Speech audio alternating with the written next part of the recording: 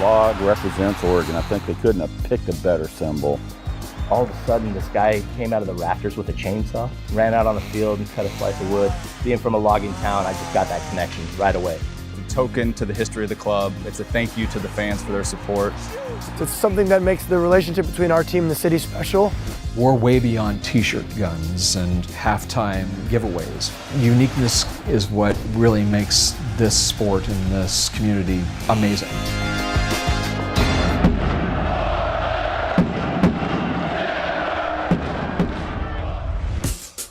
The Victory Log's been around since the birth, basically, of the Timbers. Portland dearly loves its soccer team, and they turn out. And it goes back to the days where, Timber Jim called the GM and said, "Hey, I got an idea, a crazy idea, but one that I think that could be truly special."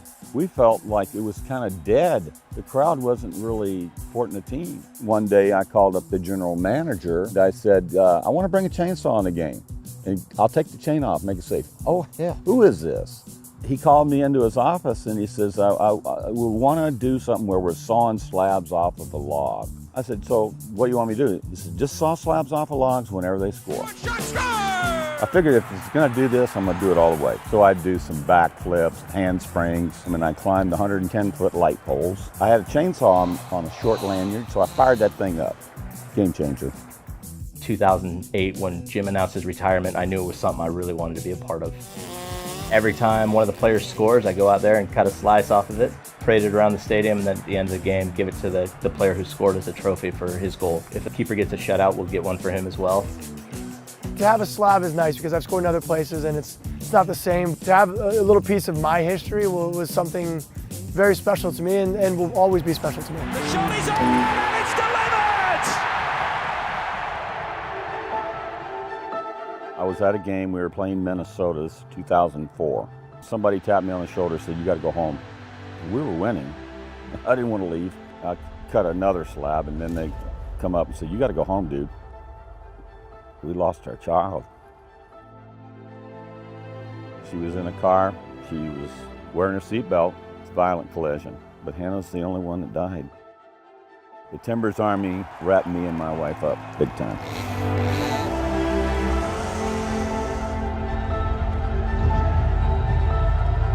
The Victory Log tradition is something that we've all crafted together as a group, and it's stood the test of time after many generations of the Timbers being a club. This tree comes from our sponsors out of an area called Spirit Mountain. Timber Jim and I go up, we actually look at the tree while it's still standing. Hopefully it's a coal log, which is a log that can't be used at the mill anyways. So they take it down for us. We bring it to a log blessing at Camp 18, a logging museum. Hundreds of fans come around, we bless the log.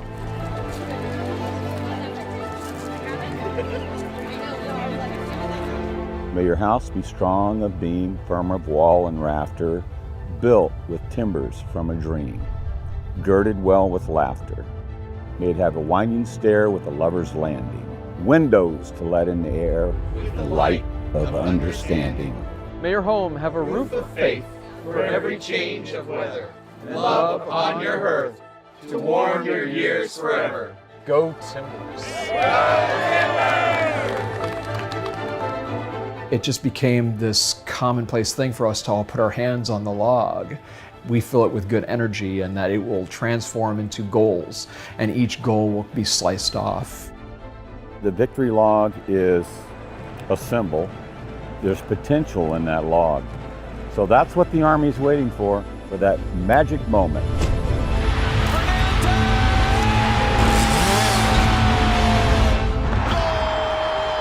There's the spark they've been looking for!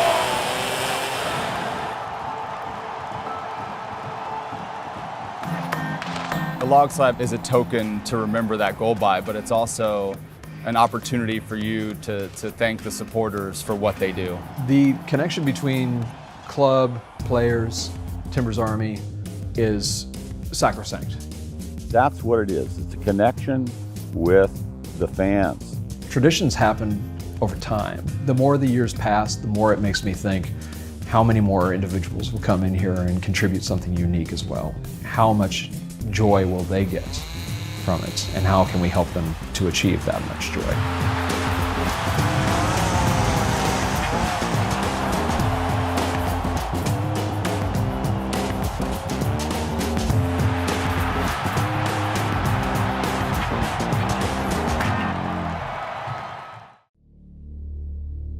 bar none, the greatest soccer rivalry in North America. Fights, fouls, all the chirping, all the goals.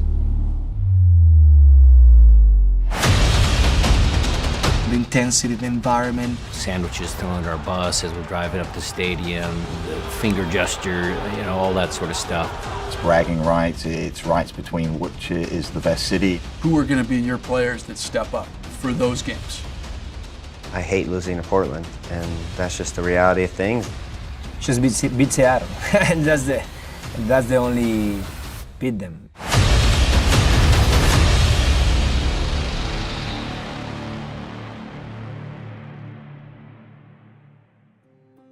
I would say in the history of Seattle, it's kind of counterculture. The city has gone through enormous changes from when I grew up here, but we always felt like we had something to prove. It's considered very laid back, very polite, but soccer can bring out the passion in you. Portland obviously is not a big city. It almost feels like a town sometimes. A community where everybody is connected.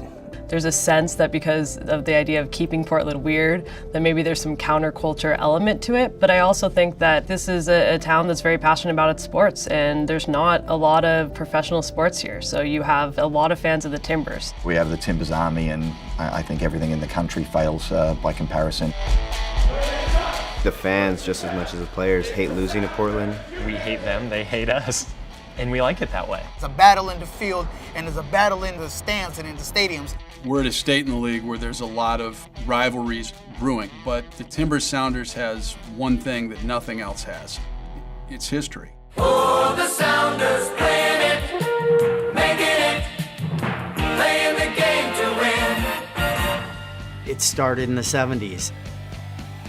The Timbers faced the Sounders here in Portland back in 1975 in the quarterfinals of the NASL playoffs. 30,000 plus here at Multnomah Stadium tonight to see the Sounders play the Portland Timbers. Tony Betts scored on the header in extra time to send the Timbers on. Tips it across in front, there's the shot! It's not one of those rivalries you see with LAFC or LA Galaxy where this is a 2-year-old rivalry. As I was a kid, we'd go to the games, we're like, yeah, we got to beat Portland, we got to be the best in the Northwest, and it was the same thing with Vancouver up north. We're 3 different cities, 2 different countries that have similarities, but we definitely have a pretty deep rivalry. The Cascadia Cup, which is owned by the fans and supporters, is the trophy we fight for when we play between Portland, Vancouver, and Seattle. Yeah, sometimes people forget about Vancouver, but they're a proud franchise. They've had good teams throughout the years. I'm going to say that Vancouver is the king of Cascadia. If we're going by Cascadia Cups, Vancouver's definitely leading that. There's other rivalries that have trophies throughout the league, I get it, but we bring the Cascadia Cup up here. There's just a fierce rivalry up and down the I-5 corridor.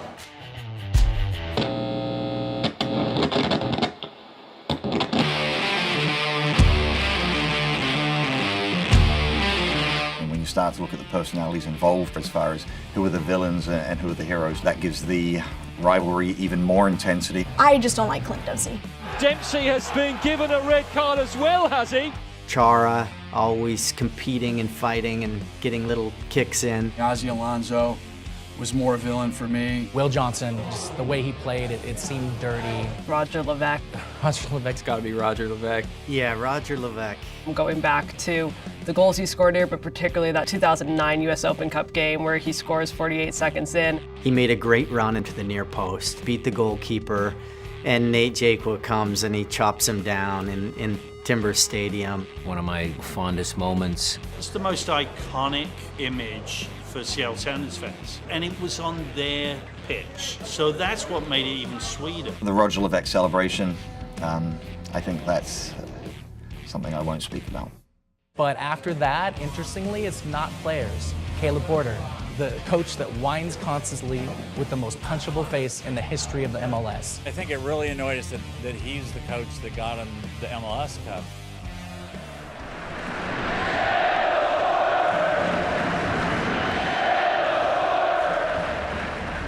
I think there was a lot of jealousy from Sounders fans that it was like, in some ways, for all that we've done, they have the one thing that we've always wanted. It's a good stat to have won a championship before them. And Diego Valeri is handed and a gift. I wanted them to fail big time. Still the only club in Cascadia to win MLS Cup where we actually scored a goal during the run of play. Had a shot on goal even. It's a first for the Timbers, a first for the Pacific Northwest. The Portland Timbers win MLS Cup 2015. It's sad that it's going to be so many years before they'll realize that again. Obviously, we won the MLS Cup first, so that's something that we will always hang our hat on, and we were surprised when Seattle followed. When the Timbers won the year before, they had something they could hold over us. It gave us motivation. I didn't want to be sidelined hoping for the opponent to prevent our rivals from lifting a trophy. Now the cross out to Nor! What a save by Fry! The footwork, the save, the moment, everything. I think they showed the save behind me on the big screen, and the whole stadium did a little, ugh. So I figured I did something right. Against Stephen Fry. Off the bar! And Seattle now a kick away from winning it. Seattle Sounders have done it. MLS Cup winners in 2016. Was I rooting for them versus Toronto in 2016? No, I wasn't. But it was a tough game to watch, to be honest. We don't want them to succeed in what they're doing. They are not supposed to win. It felt great to take it away from them, and then obviously for us to lift our first one. For us now, it's time to try and win another one and hold that over them. Clint said it best in the trophy celebration. All I gotta say is now that we won one, Portland can't say shit. My favorite moments probably are the ones that we eliminated them in playoff. A win for your team is always going to be a really special thing. A win against the team that you absolutely hate, it's just like 1,000 times better. 2018 playoff series with Seattle, it's something that I'd be surprised if they answered this question. Yeah, 2018 playoffs. Blanco! He's done it! Sebastian Blanco for Portland! The second leg of the 2018 series might be the best playoff game I've seen in Major League Soccer since 2011. It is not by accident that this team had Roger Levesque lead the players out.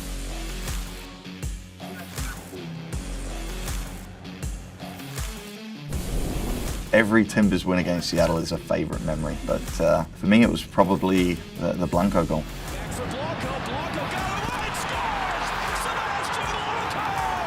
It was special. I can feel the silence in all the stadium. It just was unrelenting.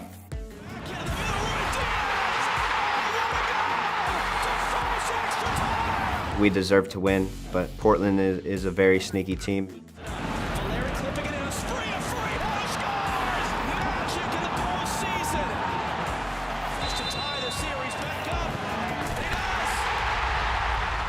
of the Portland players think they've won. They're celebrating right now. Look at Valentine tell Blanco, no. We go to a shootout. When you eliminate your rival in his house, it's priceless.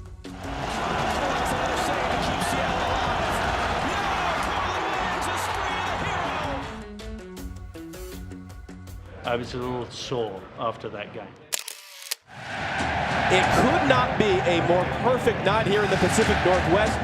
There's always the next game against Seattle.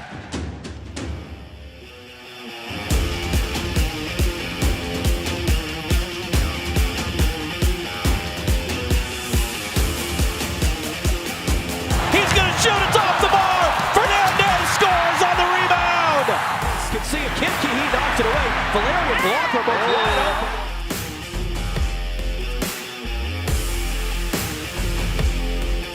Torres being held back.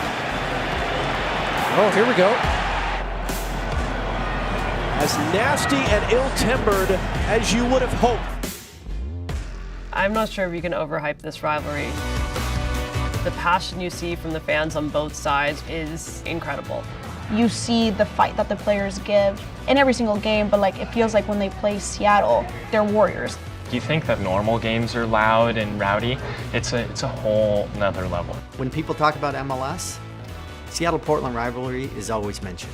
It's gone through some transformations, but the root of it is, it's still city against city, club against club. That will always be there. To me, the rivalry is most fun when both teams are really good and you're competing in the playoffs, and hopefully that's a level we can sustain and have many more great playoff games in Seattle and where we continue to beat them. You enjoy the highs and you hate the lows, and hopefully we have more highs than lows. I think the next game against Seattle is always going to be the biggest.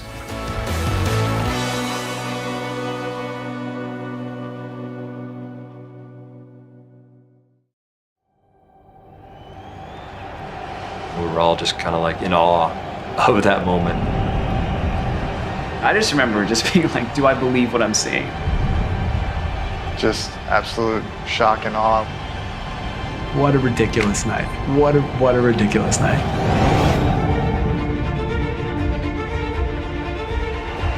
An incredible atmosphere at Providence Park. The knockout round match between the Portland Timbers and Sporting Kansas City. Someone's season ends tonight. It's Wallace in the box, and he has done it! The Timbers break through! Tim Melia wobbled a little bit. He's not going to be able to continue in this match. Second cross in, and it's the equalizer! Kevin Ellis stuns the crowd at Providence Park. Namath at the byline. Christian Namath has given KC the lead! Asprilla. Tom Rooney! He has scored! The Timbers have equalized! With 3 minutes to go! Maxi Arudi has breathed life back into Providence Park and has sent the Timbers to penalty kicks. I don't know that people remember that Maxi Arudi's goal is the latest goal in MLS history, 118th minute. The Timbers were 2 minutes away from their season ending in extra time, and then boom. Having Portland tie it up so late, that can be kind of a crushing moment to a team. But we have a history of penalty kicks in Kansas City, and we've come out on top. So we were feeling pretty good going into that penalty shootout. When you snag a late goal to take it to penalties, there's this sense of, all right, this is meant to be. I'd have probably realized the drama that was gonna ensue. I grew up in the Northwest. I'm used to sports teams disappointing me, so I was not confident at all going into penalty kicks.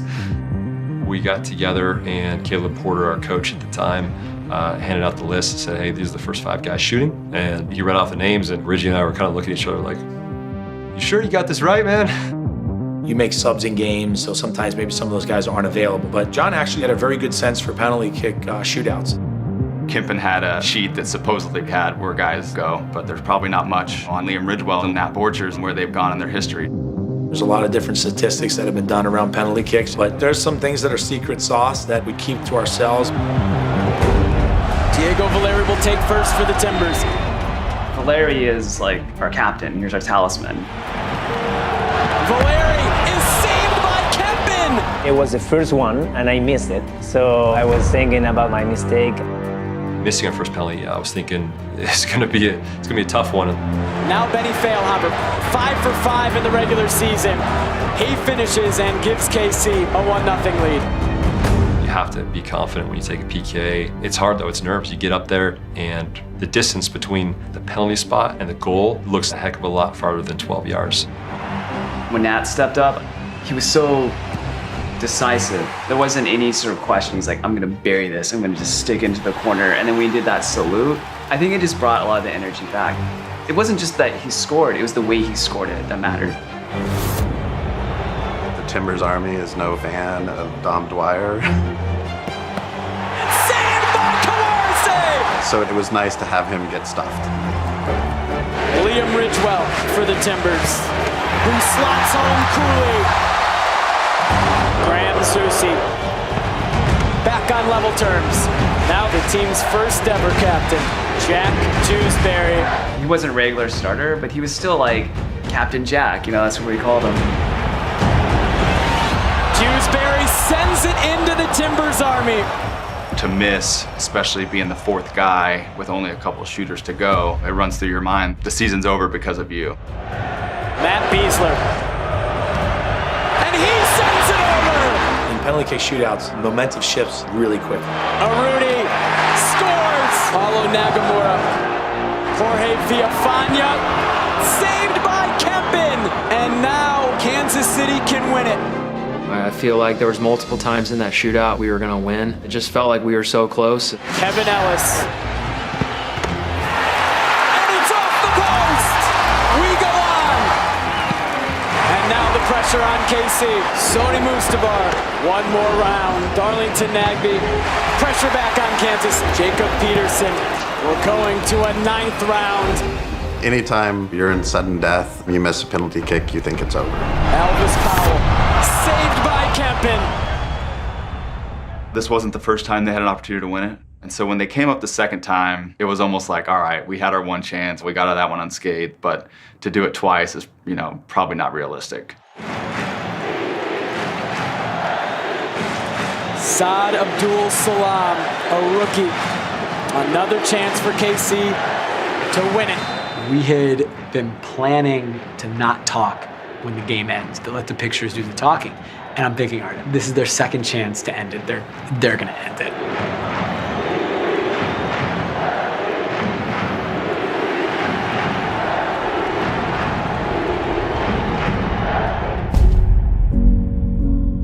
I see Adam diving the wrong way, and I see the ball going, into that corner, and I just thought, all right, that's it. That's going to be it. When Saad stepped up, I knew exactly where he was going. I think everyone on our team did. Once it hit that post and was going across, I want to say I celebrated, hands up in the air, and then comes off the inside, really quick in mind, oh, it's going in. Then ricochets again, and for a split second I thought it was going to hit Adam and go in.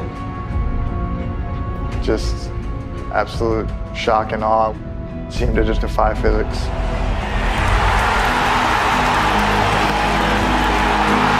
And it came off both posts and came out! Are you kidding? Unbelievable! The science behind it, when you think of a right footer that's bending it to the left corner, it hits the left post, must be spinning a certain direction. And so when it ran across the line and didn't go in, we all just looked at each other in disbelief. I just being stunned, unable to move. I was like, do I believe what I'm seeing? That's the slowest times ever moved. You have to think at that moment in time that it's your night. I kind of get goosebumps talking about it, but it's just like you knew that we caught lightning in a bottle at that moment. Unreal. I mean, the margins, if it's an inch either way, the game's probably over. I thought, no way. And then there's this jubilation amongst the crowd and the team that we're still in this. When you miss those, and you start to think maybe that's going to come back to haunt us. George Foshive for the Timbers. The 10th and final field player. Cool from the rookie. And now it's the 11th round. Goalkeeper versus goalkeeper. This is remarkable drama. It almost felt like there was something in the air, for sure. Didn't know what it was, but we still had to finish it off. Adam Kawarase versus John Kempin.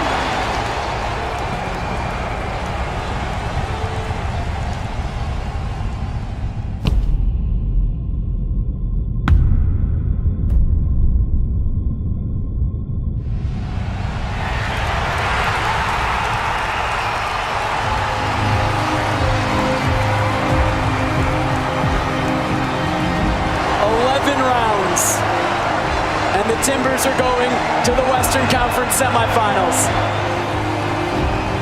I don't know if there's a more memorable match in the Timbers MLS history than what we just saw tonight. It's tough to look back. Really had two chances to win it. Any sort of luck that would have happened. But the game of soccer is cruel sometimes. I've seen a lot of things happen before, but that was like a dagger into the heart because it was right there. Again, that was a difference at the end. That was the one that ultimately killed us. I mean, couldn't have hit it any closer without it being a goal. For a rookie to be in that spot, you feel for him. I've been on the good side and the bad side of penalty shootouts. It doesn't make it any better. It still felt terrible, but that's just the way it goes. We are, of course, disappointed, but We gave everything that night. It was an unlucky situation. The weird thing I think about, it doesn't make any sense, but I almost feel like it's quantum physics or something, like the willpower of the Timbers Army. Move some molecules of air and push that ball off the post, you know? I can't explain it. Something happened, like the soccer gods were like, oh, you know what? Actually, flip the coin, we're gonna go to Portland. When we were done and we were celebrating our championship, I think we went back and we were all just kind of like in awe of that moment and what the heck happened. It was pure ecstasy. We all just took off. That spurred us on to bigger things for the rest of that playoff run.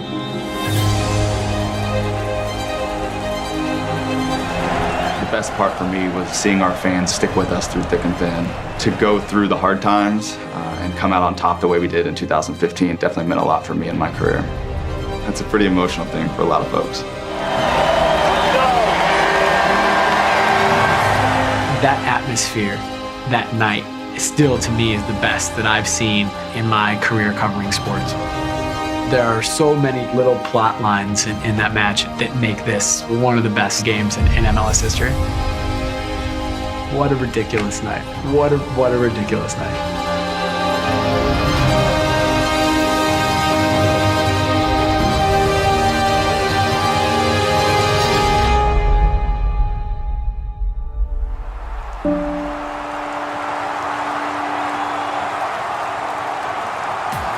Want to see some more of this? Check out these goals over here. Hit subscribe to get all of our videos.